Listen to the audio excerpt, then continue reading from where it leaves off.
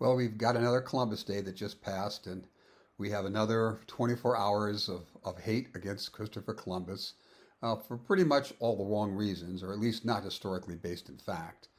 Typically, what I'm hearing is three words. One is genocide, or three terms. One is genocide, one is land stealing, and the other is colonialism.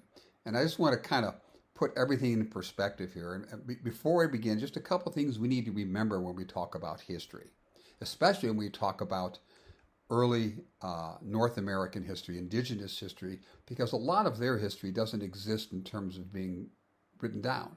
There are some hieroglyphic languages in the Mayan Empire and others that have sparse samples of what we think they were trying to talk about. But most of them, it's all what they call oral tradition. They tell stories to their children, the children pass them on to their children, so on and so forth. And that's what we have of history of what some people call the New World. I would argue it's the Old World, but I'll talk about that later. So the other thing we have to remember is you can't talk about history. In fact, people are doing this so often now. We've got a new word in our English lexicon here called presentism. And presentism is taking present values, present outlooks, present perspectives, and time warping them back 400 years, 500 years, 200 years, 800 years, and saying, by our standards today, what they did was wrong, so it must be wrong. Humanity is made up, you're not going to believe this, of human beings. Human beings succumb to what we call evolution. Our society succumbs to evolution. So our societies change. What we believe to be a good idea at one time changes as we learn new things. I mean, it wasn't that long ago, 4 or 5 centuries ago, that you'd find doctors, if you had a fever, they'd cut you open. They'd cut your veins and let you bleed because they figured that hot blood was coming out of your body and that's going to fix you. Well, we've changed since then. We've grown since then. We've learned new things since then. So you can't take our values today and thrust them back into the past and say that's how they should have behaved. So remember that when we talk about these kinds of issues dealing with indigenous folks from North and South America, we only have an oral tradition for the most part. We only have an oral tradition until we get to the 15th century. And we can't apply today's values onto yesterday. Okay, so now let's get to some history about the New World and Christopher Columbus. Somewhere between 15 and 20,000 years ago, we went through a climatic change, a real climate change. And we lost some land mass that's referred to as Beringia, which some people call the land bridge from Asia to North America. When that was lost, there were already humans over here. And when that was lost, that put all the humans in North and South America into effectively a lockdown. Just like we had lockdowns 4 years ago with COVID, everyone in North and South America were on lockdown.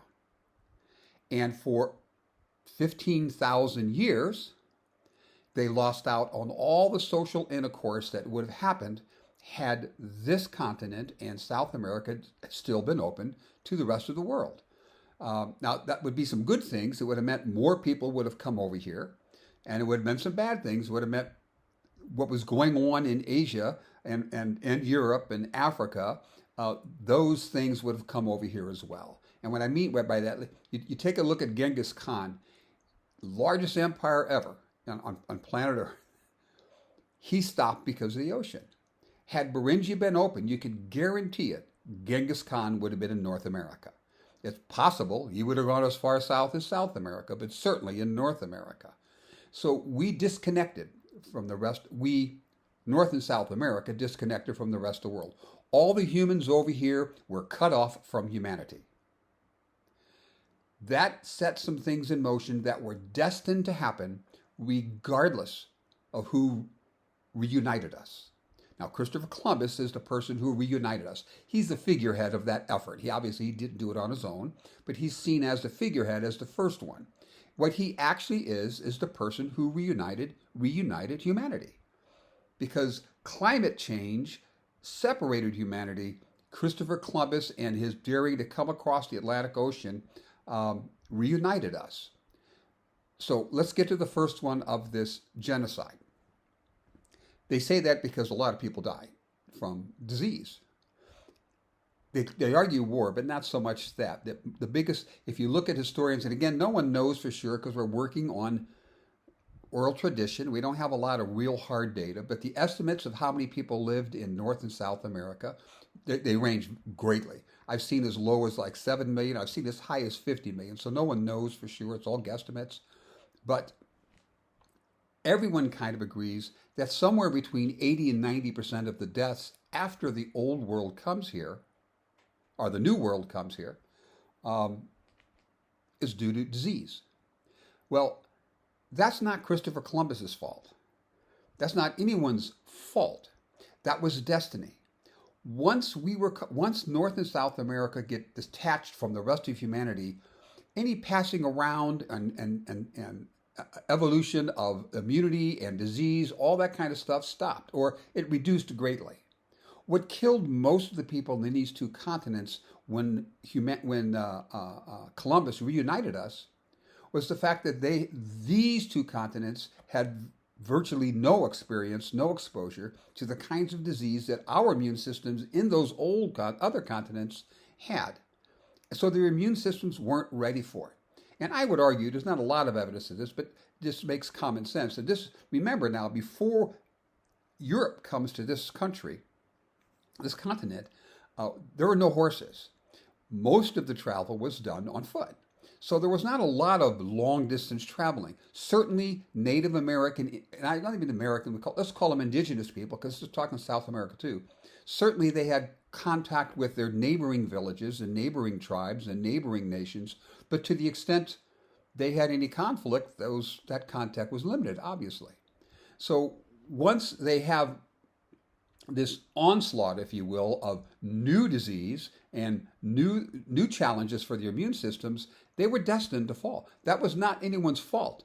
That was the fact, that was a product of climate change. When they lost contact with the rest of humanity, they lost the experiences they would have had that might have slowly gained over 10,000, 15,000 years, grown their immunity systems to be able to handle different kinds of diseases. So there was no genocide. There was what we would call nature. And it was destined to happen. You look at it two ways. What if no one ever discovered North and South America? What if no Columbus, no one from Europe ever came to North and South America? Do you think by now someone would have come? Do you think by now someone would have discovered this land? Or we'd have just, leave that all alone. That's good. We're not going to do anything. Eventually, someone was coming to North America. Eventually, the disease from Europe and Africa and Asia were going to make their way into this country, and eventually those people were going to die. Period. It was not deliberate. It was not a targeted assassination of anyone. It was simply nature. That's how nature worked. The people on these two continents were locked down as a result of climate change. They lost an opportunity, their immune systems lost an opportunity to develop fully, or as full as others on planet Earth. And when contact was reestablished, the inevitable was going to happen. So you can't blame that on Christopher Columbus. That was a natural being. I mean, there's no way in the year 2024 that the rest of the world would not have touched these two continents. Someone between 1492 and 2024 would have, oh, look, there's a chunk of land over there. Let's go see what they're doing. It would have happened, period. You just can't stop that. Now, the other part of the genocide argument is the war that the white person brought, the colonizers brought. We need to understand, and some historians suggest that just in North America, there are roughly 1,500 different Indian nations. And in South America, more. So the argument kind of is, all these people coming over from Europe, they caused all this war and they killed all these folks out. You need to understand that war, slavery, colonization, that existed long before Christopher Columbus. The Ojibwe and the Sioux. The Ojibwe takes the Sioux land, Sioux goes west, they take the Crow's land, Crow goes and fights off the Cheyenne.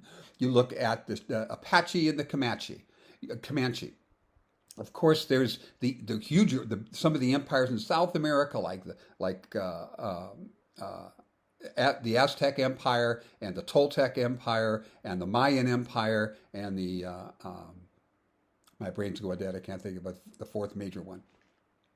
All of those empires created wars. All those empires had slaves. In fact, human sacrifice was pretty commonplace. That was just a natural state of affairs.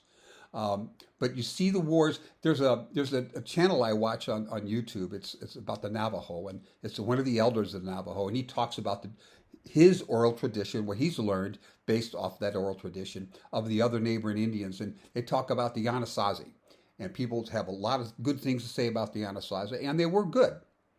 They did things. They had a road system that was like 20 or 25 kilometers of different roads. They existed right around the west side of Santa Fe and up to parts of Colorado. They had a lot of culture. But one of the first things this Navajo elder says is when the first contact with the Anasazi and the Navajo was when the Navajo learned that the Anasazi were slave traders. They took people from their weaker villages, and they sold them into slavery. Slavery was pretty commonplace, and I'm not talking about slavery of black people. Slavery, period. They talk about so the notion that we being the people from Europe brought the Western culture, brought some kind of war or concept of slavery. No, that all exists. There were wars aplenty. People talk about the Iroquois nation as being this model, and indeed it was. We modeled our Constitution, pieces of our Constitution, ideas in our Constitution were modeled somewhat from the Iroquois nation, but recognize the Iroquois nation, which started from 5 different tribes, and I'm not sure I'll get through all of them, but I think it was the Oneida, the Cayuga, the Onondaga, the Mohawk, and there's a 5th tribe I can't think of right now. They lived in blood feud for generations. Then they finally came together, and the reason they came together was so they could effectively fight the Algonquin. The Algonquin and Iroquois were mortal enemies for hundreds of years. So that war was going on. You look at the Powhatan Confederacy that was somewhere around the Washington, D.C. area, starts off with one tribe, and he says, I'm just going to take more. He conquers other nations. And they say it's estimated between 20 and 25 other nations were taken. And what he did is he would just kill a leader. He'd either kill the tribal leader and install one of his relatives or a trusted friend. And that's how that confederacy grew. So killing people was not unknown. Slavery, not unknown. The Cahokia, Mound 72 was unearthed, and they found 200 people in the chamber with the emperor, killed for the emperor. There's evidence that like 80 of them or 100 of them were buried alive with the emperor. So all of this stuff they talk about that came from Europe, no. There wasn't one Native American group. There were 1,500 different nations just in North America, like I said, and who knows how many in South America. And oftentimes they were at war. And people say, well, it was a different kind of war. They didn't do mass killing. Well, they did do mass killings. There's evidence now. Look up Crow Creek. That was almost 100 years before Christopher Columbus arrived in the New World. And there's this mass grave of hundreds of dead bodies, children, women, all, according to the archaeological evidence, they were all scalped. And many of them had found bone chips near their neck to suggest their necks were broken as well, and bones were fractured. So, devastation, war, slavery existed in this continent long before Christopher Columbus came. So that's the genocide one. Let's talk a little bit about and that talks about the disease. Let's talk a little bit about this colonizing. Understand something about it, and I'm coming at this from a secular position, not a religious position. From a secular position, evolution is a pretty solid theory that a lot of people tend to accept as accurate. Evolutionarily speaking, there's 2 things that drive a species to survival: reproduction and resources. If a species cannot reproduce, or if a species cannot find resources, they will become extinct. They will leave the landscape, and evolution will bring another species to replace them. That's just the way evolution works. Well, every life form on Earth that I'm aware of colonizes. Bumblebees colonize, dandelions colonize, Amoebas colonize, hummingbirds colonize, koala bears colonize, giraffes. You get the idea. There are literally millions of species of Earth on planet Earth. All of them have to colonize. We need resources.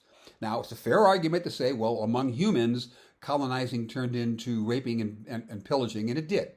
But that had been going on for 10,000 years.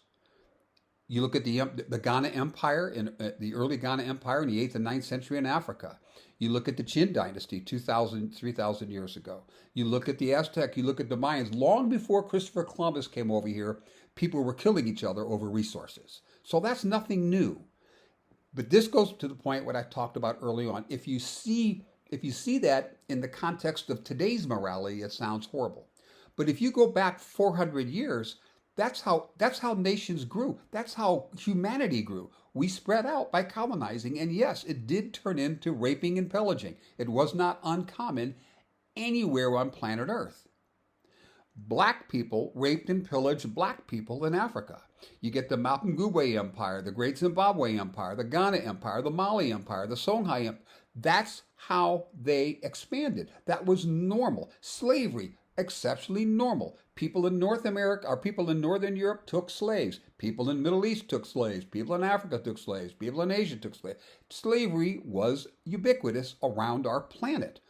Over in this part of the world, before Columbus came, again, slavery was there. That was just humanity. That was the values of 400 years ago, 500 years ago.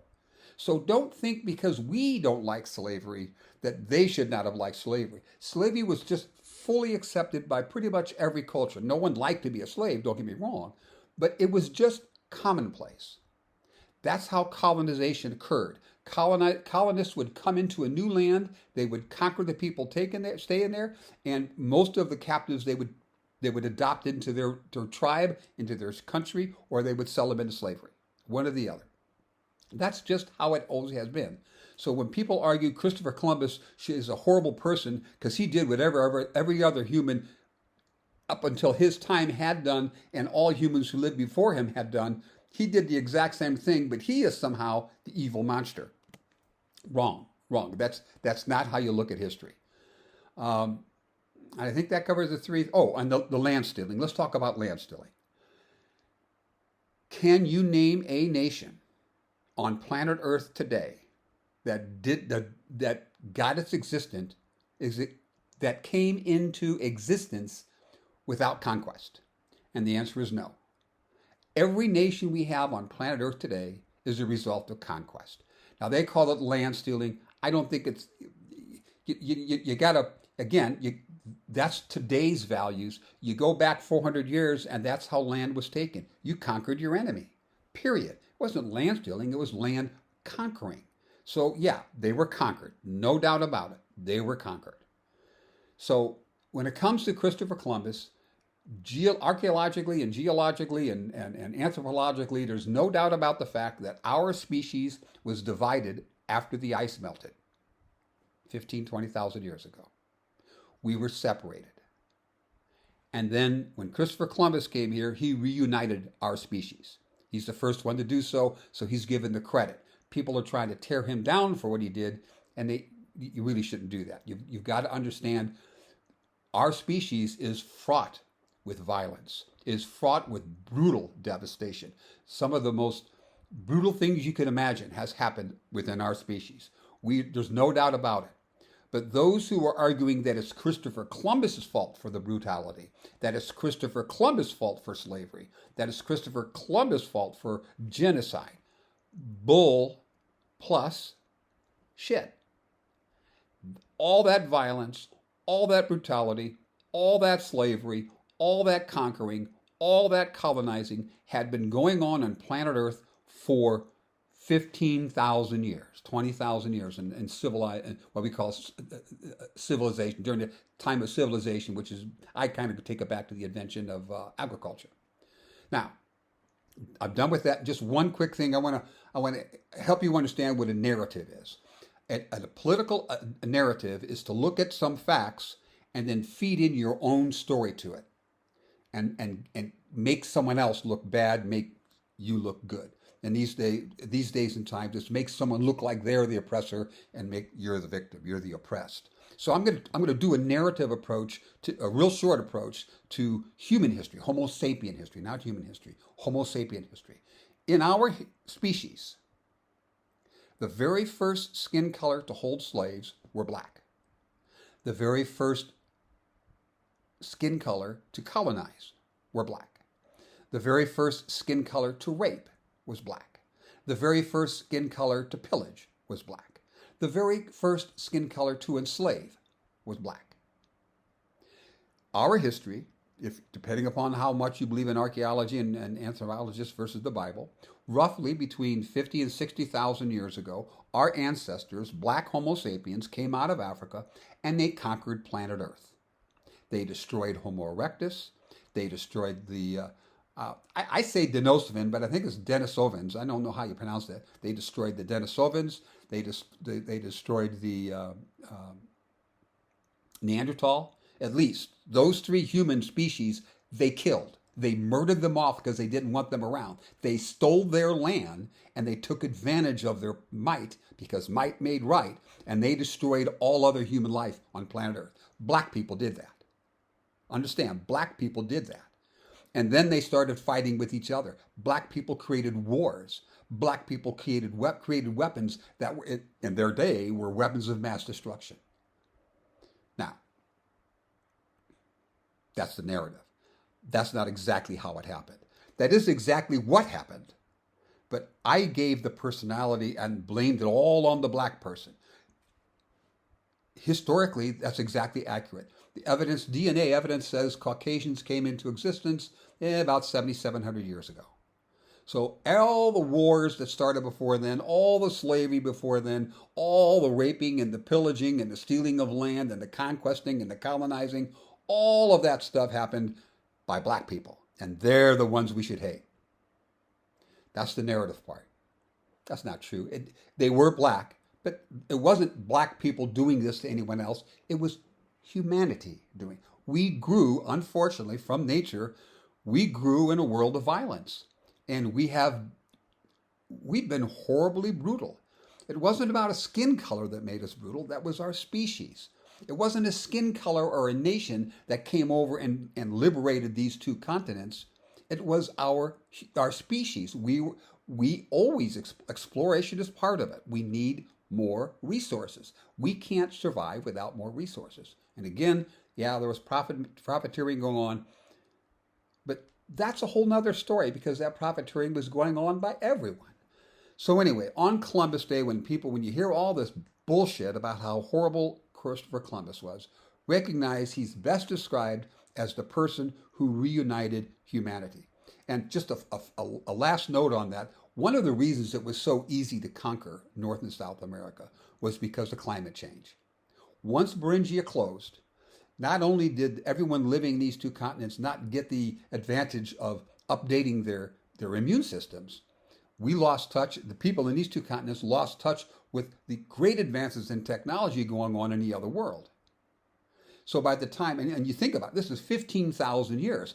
Europe goes through the Bronze Age, the Steel Age. I mean, they go through technological advances that give them weapons that are virtually, all they had to worry about over here was either a bow and arrow or a spear. I mean, maybe some people had that, I forget what they call that, atlatl or something. There might have been atlatl kinds back in South America, but you get the point. Very primitive technology. That's why I say when people talk about the New World as being North and South America, in reality, North and South America represented the Old World. That was the world before civilization. That was 15,000 years old. The people did not advance. They did advance, but don't get me wrong. But they did not advance nearly to the extent as the rest of the world. So, relatively speaking, the Europeans that came to this country, they were the New World. And they came to the Old World, and all the Old World had was Old World technology. And that made it exceptionally easy to conquer. It might have been a whole different story had Beringia been not flooded, then of course it wouldn't be the new and old world. But had there been some other mechanism that allowed the technology to stay on par with the rest of the world, it'd have been a very different encounter. But it wasn't. No one's fault. Christopher Columbus didn't create Beringia's, the ice age or the melting of the ice. Christopher Columbus didn't separate our species. He brought us back together. So stop blaming Christopher Columbus. Stop taking today's values and thrusting them back 400 years in history and say, why didn't they believe like we believe? And stop all the bullshit. Stop losing context of what's going on. Our species was doing something. Christopher Columbus was doing the same thing that everyone in our species was doing, so don't single him out. Anyway, I had to get that off my chest because I've watched a few videos today of how horrible Christopher Columbus is and how horrible the Europe was for even coming here. Again, had we not come, someone would have come. Someone would have come. The other option is no one comes. So how would they be living today? Like they were 500. They still didn't have horses. Horses wouldn't just come into existence. They'd still be traveling by foot. Maybe they would have domesticated some bison. They might have been able to domesticate them a little bit. I don't know. But it would be an exceptionally different North and South America had they not been reunited with the rest of humanity. And everyone on this continent, regardless how long your race has been here, owes a debt of gratitude to Christopher Columbus for bringing us back together again. Have a good day.